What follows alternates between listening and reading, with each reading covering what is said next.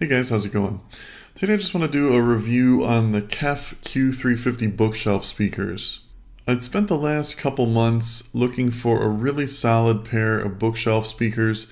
I'll tell you right off the bat, I'm no audiophile by any means, but I have had some decent speakers in the past.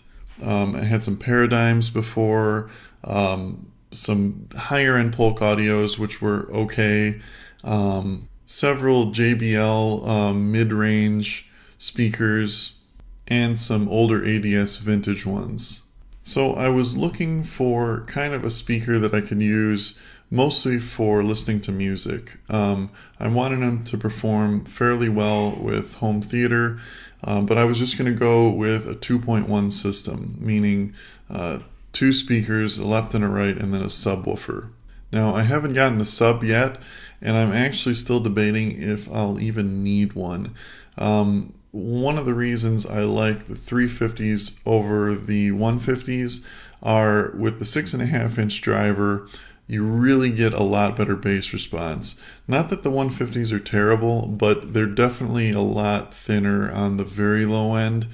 To me, that's why the 350s are perfect.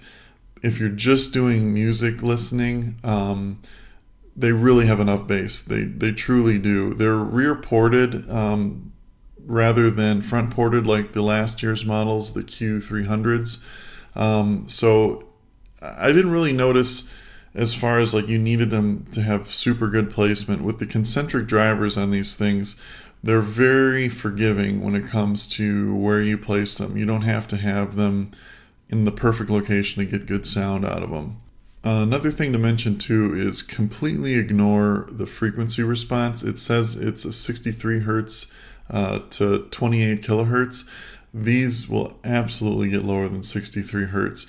KEF is pretty transparent with their figures usually, and they're probably rating these things 63 hertz at still a very high decibel level, but these will absolutely go lower than these. I haven't tested them with, I don't really have the means to do so. I don't have a super good microphone to get readings from them or anything like that, but just based off excuse me, my ear, I would say 42 to 45 hertz before there's any real low end cutoff.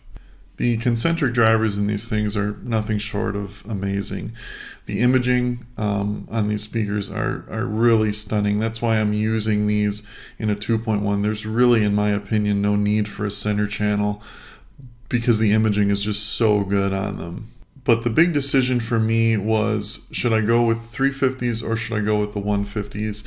And after A-being, in my opinion, the 350s are just as clear as the 150s on the mids and the highs, but you get so much better mid bass and low bass with these. It was really night and day. I mean, so unless you're listening to only classical music and things like that, if you listen to any kind of music with bass, in my opinion, the 350s are a no-brainer, and you're talking like $100 more.